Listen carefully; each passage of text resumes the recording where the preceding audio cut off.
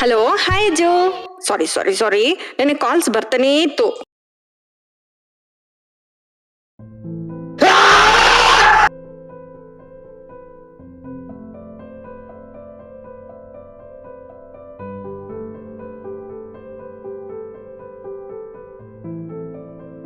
ಏನ್ ಗೆಲ್ಸ್ಕೊಳಕಲ್ಲ ಸುಮ್ಮನೆ ಡಬಲ್ ಮಾಡ್ಕೊಂಡು